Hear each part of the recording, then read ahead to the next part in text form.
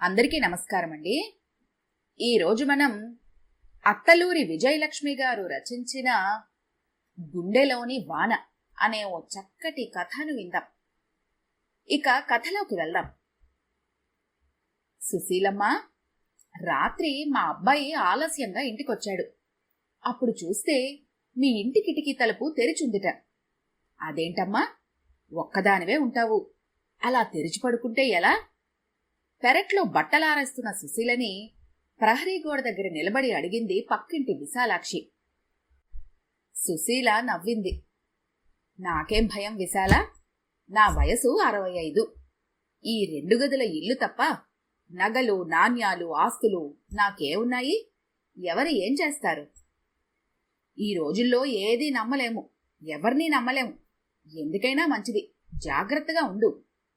అయినా మంచో చెడో, కొట్టుకుంటూనో తిట్టుకుంటూనో కొడుకు కోడల దగ్గర ఉండకుండా ఎందుకమ్మా పంతాలు? ఒక్కదానివి తిని తినక ఎందుకు? వెళ్ళకూడదు మనసులోనే అనుకుంది. పైకి నవ్వేసింది. ఆవిడిప్పుడు అన్నింటికీ నవ్వటం నేర్చుకుంది. ఏడిస్తే గుండె బరువెక్కటం తప్ప ఏం ఉపయోగం అనుకుంటోంది. తనకి భయమేంటి? భయం తన నుంచి దూరమై చాలా కాలమైంది. భయానికే తనంటే భయం. బట్టలారేయటం పూర్తి చేసి వంటగదిలోకి వెళ్ళింది. గుమగుమలాడుతున్న డికాషన్లో వేడి పాలిపోసి కాఫీ కలుపుకొని తెచ్చుకొని పెరట్లో కుర్చీ మీద రాలిన పండుటాకులు దులిపి కూర్చుంది. వాతావరణం ఎంతో ఆహ్లాదంగా ఉంది. రాత్రి కురిసిన వానకి రాలి నేలకి అతుక్కుపోయిన ఆకులతో తివాచీ పరిచినట్టు ఉంది నేలంతా. ప్రకృతి పసుపు నీళ్లతో స్నానం చేసిన బాలింతరాల్లా ఉంది. ఎంత హాయిగా ఉంది! ఈ స్వేచ్ఛ, ఈ ఆనందం పరాధీనలకుంటుందా? అద్దాల మేడలు, ఆడి కార్లు ఇవ్వలేని అపూర్వమైన సంతృప్తినిస్తోంది ఈ జీవితం. ఒంటరి జీవితం ఇంత బావుంటుందని తెలియక కొడుకు ఆశ్రయంలోనే బ్రతకడానికి చాలా పోరాటం చేసింది. ఆవిడ నవ్వుకుంది. విశాలాక్షి తరచూ ఇలా హెచ్చరించడమో భయపెట్టడమో చేస్తూ ఉంటుంది. ఏదో ఒకటి అంటూనే ఉంటుంది. బహుశా తను పొందుతున్న ఆనందం ఆవిడికి లేదన్న బాధో అసూయో మరి. కొడుకు దగ్గరికి వెళ్ళు వెళ్ళు అని పోరుతూనే ఉంటుంది. రాత్రి తలుపు తీసి పడుకోవడమేమిటి? అలా జరగలేదే. ఆవిడ ఒక్కసారి రాత్రి ఆలోచనల్లోకి వెళ్ళింది. కాని ఎంత ఆలోచించినా తను కిటికీ తలుపులు తీసి పడుకున్నట్టు గుర్తులేదు. చాలాసేపు నిద్రపట్టక అలా వర్షంలోకి చూస్తూ కూర్చుంది. కాని పడుకునే ముందు తలుపులు వేసిందే. నిజానికి ఆవిడికి నిద్రలేమీ లేదు. ఒక్క ఆకు కూడా కదలనని మొరాయిస్తున్న చెట్లు, ఒక్క గాలితెరను కూడా లోపలికి పంపకున్నా, ఒళ్లంతా చెమటతో తడిసిపోయినా, మానసికంగా అస్థిమితంగా ఉన్నా, ఆలోచనలు జోరిగల్లా ముసురుకుంటూ రొదపెడుతున్నా, ఆవిడ్ని నిద్రాదేవి మాత్రం ఆదరిస్తూనే ఉంది. రాత్రి 11 గంటల దాకా టీవీ చూస్తూనో, ఏ భగవద్గీతో చదువుకుంటూనో కాలక్షేపం చేసి 11 కాగానే లైట్స్ ఆఫ్ చేసి మంచం మీద వాలుతుంది. ఓం నమః శివాయ అని 3 సార్లు స్మరణ చేసి కళ్ళు మూసుకోగానే నిద్ర పట్టేస్తుంది. తిరిగి 5 గంటలకి టంచనుగా లేస్తుంది. అలాంటిది రాత్రి ఎందుకో నిద్ర పట్టలేదు. ఉధృతంగా వాన కురుస్తుంటే కిటికీ రెక్క తెరిచి చూస్తూ కూర్చుంది. వాన వస్తే ఎన్నో జ్ఞాపకాలు ముసుళ్లలా ముసురుకుంటాయి. వాటిలో కొన్ని తీయటి జ్ఞాపకాలు. అవి వివాహమయ్యి కాపురానికొచ్చిన దగ్గర్నుంచి పిల్లలు పుట్టి వాళ్ళకి 10 ఏళ్లు వచ్చిందాకా పొందినవి. మరికొన్ని చేదు జ్ఞాపకాలు. అవి ఎంతో ప్రేమించిన భర్త తనని ఒంటరిగా వదిలి వెళ్లిపోయి బాధ్యతల బరువు మోస్తున్నప్పటివి. బాధ్యతలు సక్రమంగానే నిర్వర్తించింది. అదేంటో పిల్లలే అక్రమంగా తయారయ్యారు. ఇద్దరికిద్దరు స్వార్థపరులు. కూతురు పెళ్లయ్యాక పరాయిదవుతుంది. ఈ నిజం ఒప్పుకోగలదు. కాని కొడుకెందుకు పరాయివాడయ్యాడు? చిన్నప్పటినుంచి పెంచిన ఆయాని కూడా గుర్తుంచుకొని ఆప్యాయంగా పలకరించిన తండ్రికి పుట్టిన పిల్లలు ఇలా ఎలా తయారయ్యారు? తల్లినే మర్చిపోగలిగారంటే ఎంత విషాదం! అత్తగారు ఆయన చిన్నప్పుడు పోతే ఆయా చేతుల్లో పెరిగాడు. ఆవిడ కూడా ఎంతో ప్రేమగా పెంచింది. ఆ కృతజ్ఞతతో ఆవిడ బ్రతికినన్నాళ్ళు తన భర్త ఆయాని కనిపెట్టి ఉన్నాడు. అలాంటిది ఆయన రక్తం పంచుకు పుట్టిన పిల్లలు కన్న తల్లినే మర్చిపోయారు. ఇది ఎలా సాధ్యం? అలా ఆలోచిస్తూ కూర్చుంటే చల్లగాలి మొహాన్ని తడిమి ఓదార్చింది. వానచుక్కల చంపలను మీటి, ఇది జీవితం, ఇలానే ఉంటుంది అని నచ్చ చెప్పాయి. ఆ సాంత్వనలో తడిసిపోతూ కూర్చుంది. అదేంటో, పిల్లలు పెళ్లిళ్ళయ్యాకో ఉద్యోగాలు వచ్చాకో మారిపోయి తల్లిదండ్రులను బాధపెడతారు. కాని తన పిల్లలు పెరుగుతూనే దుర్మార్గంగా పెరిగారు. చిన్నప్పటి నుంచి స్వార్థమే.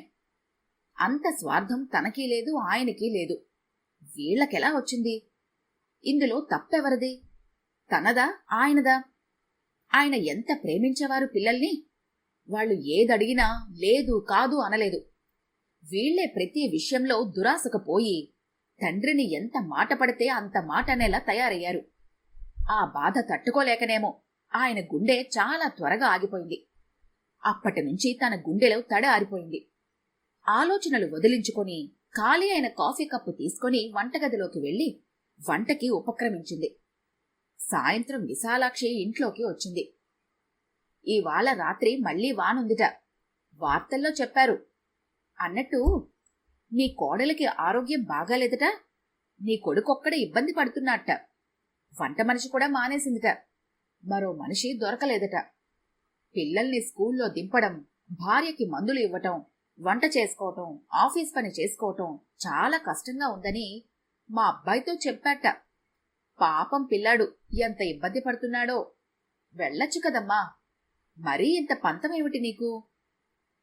అవునా అన్నట్టుగా ఆవిడ వైపు చూసింది. సుశీల మాతృహృదయం తల్లడిల్లిపోయింది. ఉన్నపాటున రెక్కలొచ్చి ఎగిరిపోతే ఎంత బావుండు అనిపించింది. నల్లగండ్ల వెళ్లటమంటే మాటలా? కనీసం 2 బస్సులు మారాలి. ఆ రోజు వాళ్ళు తనని వదిలి వెళ్లిపోయిన 10 రోజుల తర్వాత ఆ రోజు గుర్తొచ్చి దుఃఖం ముంచుకొచ్చింది. నిగ్రహించుకుంది. 2 కోట్లు పెట్టి ఇల్లు కొనుక్కొని తనని ఒంటరిగా నిర్దయగా వదిలి వెళ్లిపోతే నిర్వికారంగా చూస్తూ ఉండిపోయింది. కనీసం మాట వరస కన్నా ఈ ఇల్లు అద్దెకిచ్చి మాతో రావచ్చు కదమ్మా అంటే వెళ్ళాలి అనుకుంది. కారణం మనవడు మనవరాలు మీద మమకారం. కాని కొడుకు అనలేదు, కోడలు పిలవలేదు.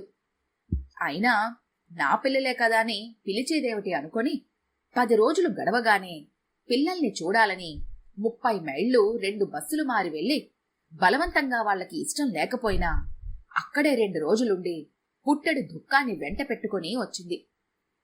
ఈ వయసులో అంత దూరం నుంచి రాకపోతే కొంపలేం అంటుకుంటాయి. నువ్వు తిరిగి సవ్యంగా ఊరు చేరేదాకా మాకు టెన్షనే.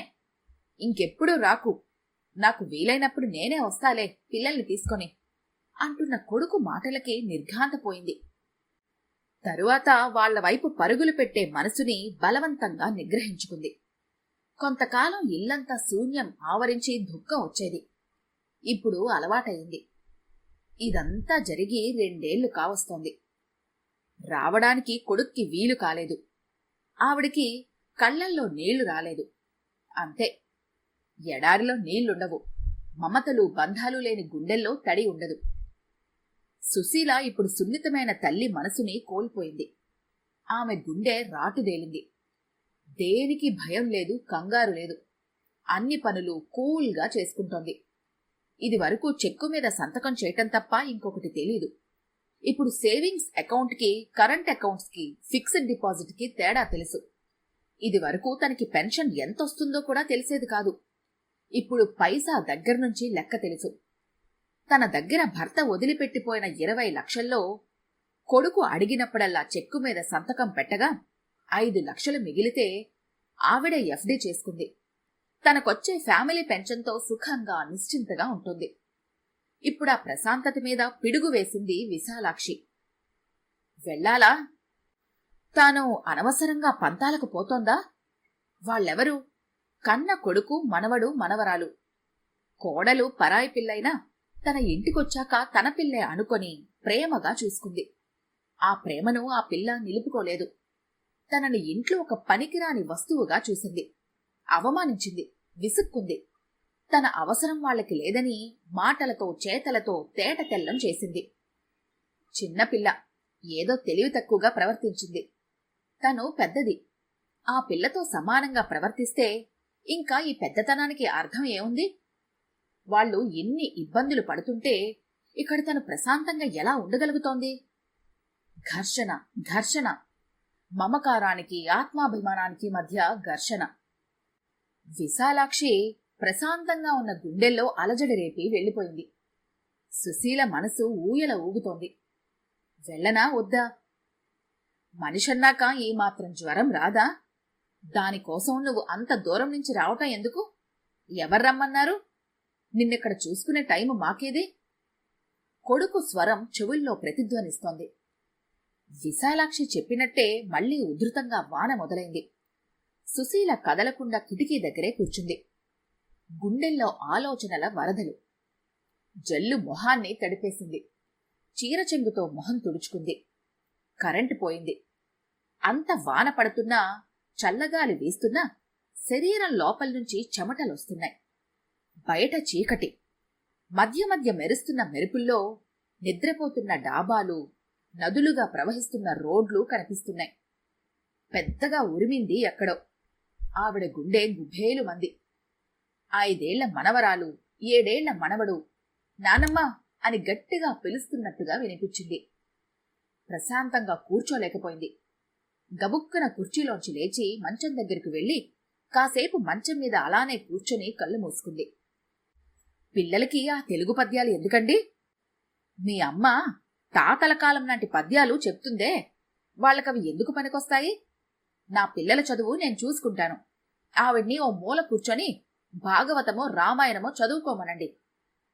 కోడలి స్వరం 4 వైపుల నుంచి వినిపిస్తోంది.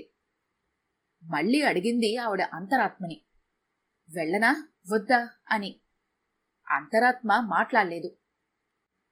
ఇబ్బందిగా ఉంది అని చెప్పినవాడు మా అమ్మొస్తే బావుండు అన్నాడో లేదో విశాలాక్షి కొడుకుని అడగాలి అనిపించింది. ఇంత రాక్షసువేంటి? పిల్లలకి ఆరోగ్యం బాగాలేదంటే యక్ష ప్రశ్నలు వేస్తావేంటి? నిరసనగా వినిపించింది విశాలాక్షి స్వరం. బయట మరోసారి ఉరిమింది. సుశీల ఉలిక్కిపడింది. కళ్ళు విప్పార్చుకుని కిటికీలోంచి బయటకు చూడటానికి ప్రయత్నించింది. చీకటి చిక్కగా ఉంది. వెన్నులో నుంచి భయం జరజరా పాకింది. ఆ భయం తన భద్రత గురించి కాదు, కొడుకు క్షేమం గురించి. నెమ్మదిగా వెనక్కి జరిగి దిండు మీద వాలింది. నానమ్మా వచ్చావా? నాకు జ్వరం. పసివాడి స్వరం. దిండును హృదయానికి హత్తుకుంది. ఆమె కన్నీరు దిండుని తడిపేస్తోంది. వర్షం ప్రకృతిని తడిపేస్తోంది. తెల్లారితే వర్షం తగ్గుతుంది. గాలి వీస్తూ ప్రకృతి పరవశిస్తుంది.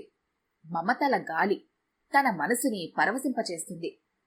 ఎంత బీభత్సంగా కురిసినా వాన ఆగిపోతుంది. ఎంత గొడవలైనా బంధాలు తెగిపోతాయా? ఎందుకో ఆమె మనసుకి చాలా గాఢంగా అనిపిస్తుంది. కొడుకొస్తాడు, తనని తీసుకుని వెళ్తాడు అని. ఒకవేళ తీసుకుని వెళ్ళకపోతే, రాకపోతే? తన గుండెల్లో కురిసే వాన ఎన్నటికీ తగ్గదా? లేదు, వస్తాడు, తప్పకుండా వస్తాడు. ఇప్పుడు వాడికి తన అవసరం ఉంది. ఒకవేళ రాకపోతే? ఆవిడ తెల్లవారటం కోసం వర్షంలోకి చూసింది. రెప్పలు మూయకుండా అలానే పడుకొనుంది. తెల్లవారింది. సుశీల అప్పుడప్పుడే కొమ్ము కాస్తున్న మగత నుంచి మేలుకుంది.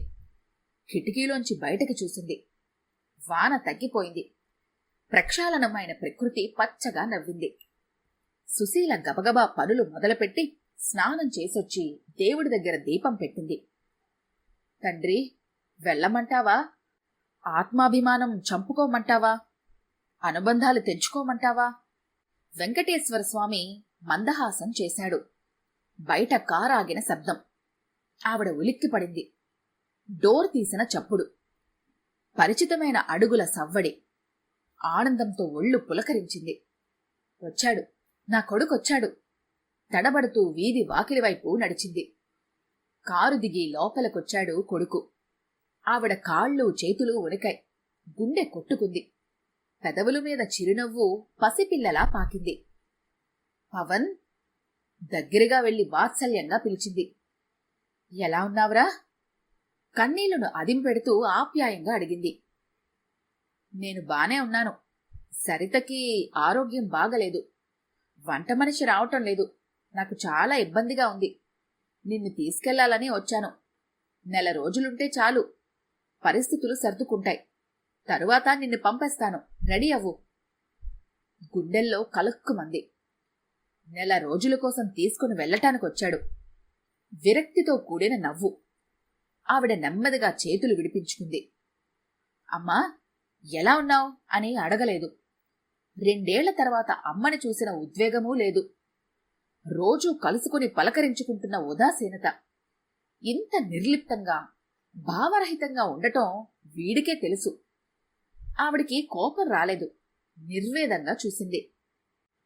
కాఫీ తాగుతావా అడిగింది. వద్దు, లేట్ అవుతుంది. అక్కడ తాగొచ్చు అన్నాడు అసహనంగా. బయట తగ్గిపోయిన వాన ఆవిడ గుండెల్లో కురవటం మొదలుపెట్టింది. ఆ వానకి గుండె బరువెక్కింది. భార్య ఆరోగ్యం బాగలేదు. వంట మనిషి లేదు. అమ్మంటే వంట మనిషిగా, అవసరమైతే పని మనిషిగా వాడుకునే ఒక యంత్రం, రోబో. జీతం ఇవ్వక్కర్లేదు. కావలసిన నాళ్లు ఆమె సేవలు వాడుకుని తిరిగి వదిలేయచ్చు. వీడు మారడా? సరే, తనూ మారదు. త్వరగా రెడీ అవ్వు. సరితా పాపం ఒక్కర్తే ఉంది అన్నాడు విసుగ్గా. ఆవిడ నెమ్మదిగా కుర్చీలోని కూర్చొని అంది. నాకు ఆరోగ్యం బాగలేదు పవన్, నేను రాలేను. అదేంటమ్మా, మందులు తెచ్చుకో. నీకు ఏజ్ రిలేటెడ్ ప్రాబ్లం కదా. ఏదన్నా కావాలంటే నేను చూస్తాలే. సరితకి గైనిక్ ప్రాబ్లం వచ్చింది. చిన్న సర్జరీ అయ్యింది. నెల రోజులు రెస్ట్ తీసుకోవాలి.